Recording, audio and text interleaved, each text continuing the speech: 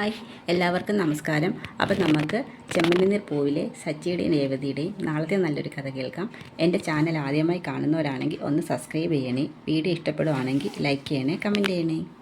നമ്മുടെ സച്ചിയും ശ്രുതിയും ശ്രീകാന്തൊക്കെ നല്ല രീതിയിൽ പാർട്ടിയൊക്കെ ആഘോഷിച്ച് മദ്യപിച്ച് നല്ല രീതിയിൽ നിൽക്കുകയാണ്. അപ്പോഴത്തേക്ക് ശ്രുതി ഇങ്ങോട്ട് വരും. ശ്രുതി നോക്കുമ്പോൾ ശ്രുതി നല്ല വൃത്തിയായിട്ട് കുടിച്ചൊരു ബോധമില്ല നിൽക്കുന്നു. എന്തോ ശ്രുതി കാണിക്കുന്നത്? ശ്രുതിയുടെ താര പറഞ്ഞ മദ്യപിക്കാൻ. അത് ശ്രുതി ഞാൻ അഭിലാഷ് സാർ എന്നെ നിർബന്ധിച്ചപ്പോൾ ഞാൻ ഇച്ചിരി കുടിച്ചതാണ്. സാറ് നിർബന്ധിക്കുമ്പം ഇങ്ങനൊരു ഫംഗ്ഷനൊക്കെ വരുമ്പോൾ ഞാൻ കുടിക്കാതിരുന്ന സാറിനൊരു വിഷമാവത്തില്ല. ഞാൻ സാറിനൊരു കമ്പനി കൊടുത്ത് ഇച്ചിരിയേ കുടിച്ചിട്ടുള്ളൂ. അത് ഈ ആട്ടം കാണുമ്പോഴേ മനസ്സിലാവും ശ്രുതി ഇച്ചിരിയേ കുടിച്ചിട്ടുള്ളതെന്ന്. അപ്പോഴത്തേക്ക് നോക്കുമ്പോൾ എന്തോ ശ്രീകാന്ത് നല്ല രീതിയിൽ വെച്ചിട്ട് എന്തോ ശ്രീകാന്ത് ഇത് എന്തൊരു കോലവാ. അത് പക്ഷേ അഭിലാഷ് സാറ് പറഞ്ഞുകൊണ്ട് ഞാൻ കുടിച്ചതാണ്. പിന്നെ ശ്രുതിയേട്ടനെ നിർബന്ധിച്ചു, അതുകൊണ്ട് ഞാൻ ഇച്ചിരി കഴിച്ചതേ ഉള്ളെന്ന് പറയും. പിന്നെ രേവതി സച്ചി അന്വേഷിച്ച് അവിടെയൊക്കെ നടക്കുകയാണ്. നോക്കുമ്പോൾ എന്തോ സച്ചി നല്ല രീതിയിൽ മദ്യപിച്ചിട്ട് വരുന്നുണ്ട്. അത് എന്തോ സച്ചിട്ടേ കാണുന്നത്, സച്ചിയുടെ മദ്യപിച്ചോ എന്ന് ചോദിക്കും. ഞാനൊരു അല്പമേ മദ്യപിച്ചിട്ടുള്ളൂ, പിന്നെ ഇവരെല്ലാവരും കൂടി നിർബന്ധിച്ചപ്പോൾ ഞാൻ ഇച്ചിരി കഴിച്ചതേ ഉള്ളൂ. അപ്പോൾ നന്നായി. ഈ കോലത്തിൽ എങ്ങനെ സച്ചേട്ടനെ വീട്ടിൽ കൊണ്ടുവന്ന്? അച്ഛൻ പറഞ്ഞതില്ലേ കുടിക്കരുതെന്ന്? അച്ഛൻ പറഞ്ഞു, ഞാൻ ഓർക്കുന്നില്ലല്ലോ. ഈ കോലത്തിൽ എന്തായാലും അങ്ങോട്ട് ചെല്ലണം. അച്ഛൻ മിക്കവാറും എല്ലാവരും ശരിയാക്കുമെന്ന് പറയും. അച്ഛൻ ഇപ്പോൾ ഉറങ്ങി കണ്ട് രേവതി, ഇപ്പോൾ സമയം എന്തായിരുന്ന വിചാരം? അങ്ങോട്ട് ചെല്ലുമ്പോൾ അറിയാം. അങ്ങനെ 3 പേരെയും കൂടി 3 ഭാര്യമാരും കൂടി വീട്ടിലെത്തിക്കാൻ ശ്രമിക്കുകയാണ്. അങ്ങനെ ലിഫ്റ്റിൽ കയറുന്ന സമയത്ത് സച്ചിക്കാണെങ്കിൽ ഒരു ബോധവും ഇല്ല, ശ്രുതിക്കും ആർക്കും ഇല്ല. അങ്ങനെ ശ്രുതി നോക്കുമ്പം സച്ചിയുടെ പാൻറ്റിൻ്റെ പോക്കറ്റിൽ ഫോൺ ഇരിക്കുന്നു. എങ്ങനെയെങ്കിലും ഫോൺ എടുക്കണമെന്ന് കരുതി എങ്ങനെയോ പെട്ടെന്ന് തന്നെ ശ്രുതി സച്ചിയുടെ പോക്കറ്റിൽ നിന്ന് ഫോൺ എടുക്കുകയാണ്. ഫോൺ എടുത്തിട്ട് പെട്ടെന്ന് അതെടുത്തങ്ങ് ശ്രുതിയുടെ പാൻറ്റിലെടുത്തങ്ങിടും. തിരിച്ച് വീട്ടിൽ വന്നിട്ട് ആ ഫോണിനകത്ത് വീഡിയോ ഷെയർ ചെയ്യാമെന്ന് കരുതിയാണ് വരുന്നത്. വീട്ടിൽ വരുമ്പോഴത്തേക്ക് 3 പേരെയും 3 ഭാര്യമാരും കാറിനകത്ത് താങ്ങി പിടിച്ച് വീട്ടിൽ കൊണ്ടുവരും. വീട്ടിൽ കൊണ്ട് ചെല്ലുമ്പോൾ കോളിംഗ് ബെൽ അടിക്കുമ്പോൾ വന്ന് വാതിൽ തുറക്കുന്നത് നമ്മുടെ സച്ചിയുടെ അച്ഛനാണ്. ഇതെന്താ ഇവന്മാരിങ്ങനെ? അത് അങ്ങളെ ഇവർ നല്ലോണം മദ്യപിച്ചിട്ടുണ്ടെന്ന് വർഷം പറയും. നിൻ്റെ അടുത്തൊക്കെ ആരും വന്നിട്ട് പോയി മദ്യപിക്കാൻ? അത് അച്ഛാ ഞാനേ ഇച്ചിരിയേ കുടിച്ചോളെന്ന് സച്ചി പറയും. അതിനെ കണ്ടാലറിയാം. പിന്നെ ശ്രുതി പറയും, അച്ഛാ അത് സാറ് നിർബന്ധിച്ചപ്പോൾ ഞാൻ ഇച്ചിരി കൊടുത്തതാണ്. എല്ലാത്തിൻ്റെയും നാക്ക് കുഴാന്നാണ് പറയുന്നത്, ഒന്നും ശരിയാവുന്നില്ല. ഇത് കാണുന്ന രവി ഇങ്ങനെ ഭയങ്കര ദേഷ്യം വരുന്നു. രവി പറയുന്നുണ്ട്, നിന്നെയൊക്കെ ഫംഗ്ഷൻ പറഞ്ഞു വിട്ടത് അബദ്ധമായെന്ന് പറയും. എന്തോ മക്കളെ ഇത്, നിങ്ങളെങ്കിലും ഇവന്മാരെ ശ്രദ്ധിക്കണ്ടായിരുന്നോ? പിന്നെ ശ്രുതി പറയും, അങ്ങളെ ഞങ്ങൾ കണ്ടില്ല, ഞങ്ങൾ വേറൊരു ഭാഗത്ത് നിന്നപ്പോഴേ ഇവർ 3 പേരും കൂടി ഇങ്ങനെ ഒത്ര ഓവറാവും ഞങ്ങൾ ഒരിക്കലും പ്രതീക്ഷിച്ചില്ലെന്ന് പറയും. രവിക്ക് അങ്ങ് ദേഷ്യം കാണുന്നു ഇവരുടെ പെർഫോമൻസും ഇവരുടെ രീതികളൊക്കെ കാണുമ്പോഴത്തേക്ക്. ഇതിനുള്ള ശിക്ഷ തരാതെ നിന്നെയൊന്നും അകത്ത് കയറ്റത്തില്ലെന്ന് പറയും. നീ 3 ഒന്ന് പുറത്ത് കിടന്നാൽ മതി എന്ന് പറയും. പുറത്തോ? അച്ഛാ എനിക്ക് പുറത്ത് കിടക്കാൻ പേടിയാ എന്ന് ശ്രുതി പറയും.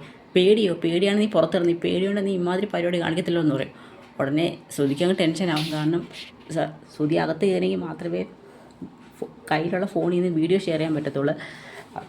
അയ്യോ അങ്ങളെ ഈ പ്രാവശ്യം അവർക്ക് മാപ്പ് കൊടുക്കും, അവരെങ്ങനെയെങ്കിലും അകത്തേറ്റാൻ പറയും. ഇല്ല, നിങ്ങൾക്ക് 3 പേർക്കും അകത്ത് കയറിപ്പോൾ ഒരു കാരണവശാലും ഇവന്മാരെ 3 ഞാൻ അകത്ത് കയറ്റത്തില്ലെന്ന് പറയും.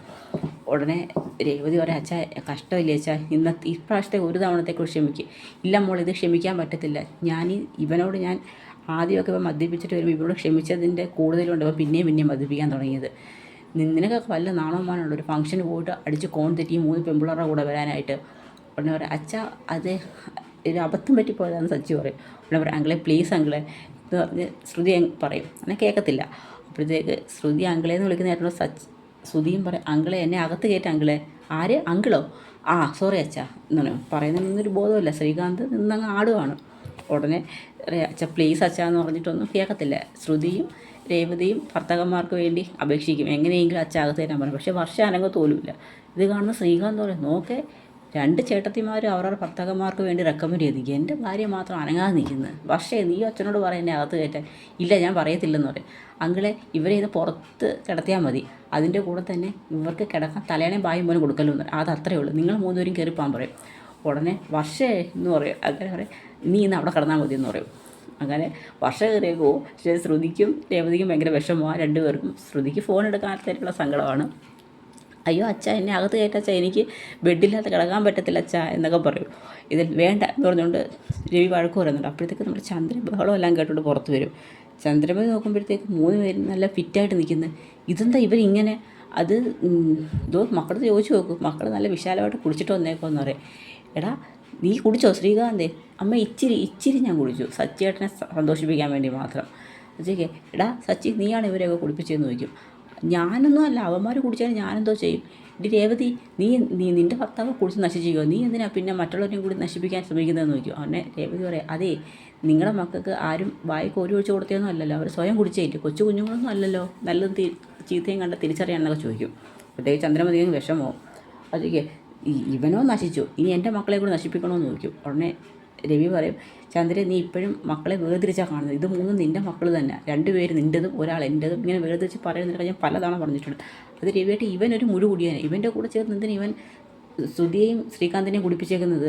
അവന്മാർക്കൊന്നും ശീലമില്ലാത്തയില്ലേ, ശീലമില്ലാത്ത ഈ പരിപാടിക്ക് നിൽക്കരുത്, എല്ലാം ചെയ്തു വെച്ചിട്ട് ഒരാളുടെ മാത്രം കുറ്റം പറയുമെന്ന് പറയും.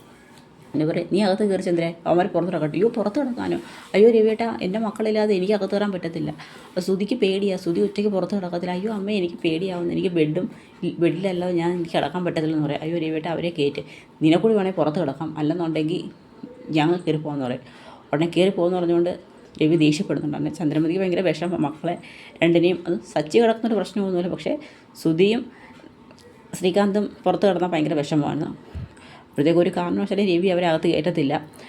കഥ അടച്ചിട്ട് രവി അകത്ത് പോകും. പിന്നെ ചന്ദ്രൻ അകത്തിരുന്നങ്ങ് വിഷമിക്കുകയാണ്. അവന് രേവതി പറയും, നിൻ്റെ ഭർത്താവ് ഇതിനെല്ലാം കാരണം, അവൻ ഒരുത്തം കാരണം എൻ്റെ മക്കളും കൂടി പുറത്ത് കയറി കിടക്കുന്നതെന്ന് പറയും. അങ്ങനെയെങ്കിൽ അങ്ങനെ എന്ന് പറഞ്ഞ് രേവതി അങ്ങ് ദേഷ്യപ്പെടും. അതിനുശേഷം കുറേ നേരം കഴിഞ്ഞിട്ടും ശ്രുതി അകത്ത് കിടന്നങ്ങ് വെപ്രളപ്പെടുകയാണ്. എങ്ങനെയെങ്കിലും ഈ ഫോൺ അടിച്ച് മാറ്റണമല്ലോ, എന്താ ചെയ്യുക, എന്തായാലും കുറച്ച് നേരം കൂടി നോക്കാം, കുറച്ച് കഴിയുമ്പോൾ എല്ലാവരും ഉറങ്ങും, ആ സമയത്ത് കഥക് തുറന്ന് ഫോൺ എടുക്കാമെന്ന് പറയും. അത് കുറേ നേരത്തേക്ക് 3 പേരും കൂടി പുറത്തിരുന്ന് അങ്ങ് സംസാരമായിരുന്നു. ഇവൻ കാരണം ഞാൻ ഇന്ന് കുടിച്ചതെന്ന് സച്ചി പറയും. ഇവൻ്റെ ഒരു കൂട്ടുകാരനുണ്ടല്ലോ ആനന്ദ്, അവൻ വന്ന് എന്നെ അങ്ങ് ഇറിറ്റേറ്റ് ചെയ്യുന്നത് കൊണ്ട് ഞാൻ ഗതികെട്ടം കുടിച്ചതെന്ന് പറയും. നീ അത് പറയും, അവൻ നിന്നെ എന്തോ ഇറിറ്റേറ്റ് ചെയ്തടാ എന്നൊക്കെ പറഞ്ഞ് അങ്ങോട്ടും ഇങ്ങോട്ടും സംസാരം. മതിയെന്ന് പറഞ്ഞുകൊണ്ട് ശ്രീകാന്ത് 2 പേരെ ആശ്വസിപ്പിക്കും. കുറച്ച് കഴിഞ്ഞപ്പോൾ എടാ ഒന്നുമില്ലല്ലോ, ഞാൻ നിന്നെ ഒരു വലിയ ട്രാവൽസിനെ മുതലാളിയാക്കിയില്ലയോടാ, എന്നിട്ട് നീ അഭിലാസാറിൻ്റെ സത്യങ്ങളെല്ലാം പറഞ്ഞില്ലയോ എന്ന് ചോദിക്കും. ഉടനെ എടാ ഞാനങ്ങനെ സത്യം പറഞ്ഞുകൊണ്ടല്ലയോടാ നിനക്ക് ഡീലർഷിപ്പ് കിട്ടിയത്, എൻ്റെ സത്യസന്ധത ഒന്നുകൊണ്ട് മാത്രമാണ് സാറ് നിനക്ക് ഡീലർഷിപ്പ് തരാൻ സമ്മതിച്ചത്, നീ അത് മറക്കരുത്. ഒന്ന് ശ്രീകാന്ത് പറയാം, അത് ശരിയാണ്, സത്യസന്ധതയ്ക്കാണ് എപ്പോഴും മുൻഗണന എന്നൊക്കെ പറയാം. 3 പേർക്കും ബോധമില്ലല്ലോ, അങ്ങ് സംസാരിക്കുകയാണ്.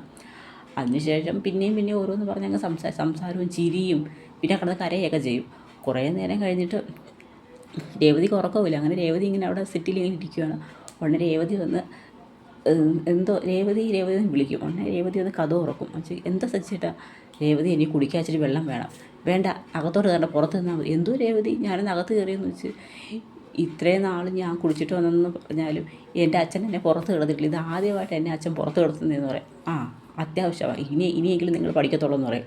ഇതിനെല്ലാം കാരണം ഇവനാ എന്ന് ശ്രുതി നോക്കിക്കൊണ്ട് പറയും. എന്നിട്ട് കൂടെ കിടക്കുന്നവരൊക്കെ നല്ല ഉറക്കം ഉറങ്ങിയല്ലോ, അവന്മാരെല്ലാം ഉറങ്ങി, എനിക്ക് ഒറ്റയ്ക്ക് ഇരുന്നിട്ട് ബോറടിക്കുന്ന രേവതി, നമുക്കിത് സംസാരിക്കാമെന്ന് പറയും. സംസാരിക്കാൻ ഈ പാതിരാത്രിയിലോ സച്ചേട്ടൻ പോയേ, സച്ചേട്ടൻ അകത്താണ് കയറുന്ന കണ്ട അച്ഛൻ അത് മതി വഴക്കിന് വരാമെന്ന് പറഞ്ഞു. ഉടനെ പറയാം, എങ്കിൽ ഒരു കാര്യം ചെയ്യും, ഞാൻ അകത്തോട്ട് കയറുന്നില്ല, നീ പുറത്തിരി, നമുക്ക് പുറത്തിരുന്ന് കാര്യം പറയാം. ഇത് സച്ചേട്ടാ എനിക്ക് വേറെ ജോലിയുണ്ടെന്ന് പറയാം.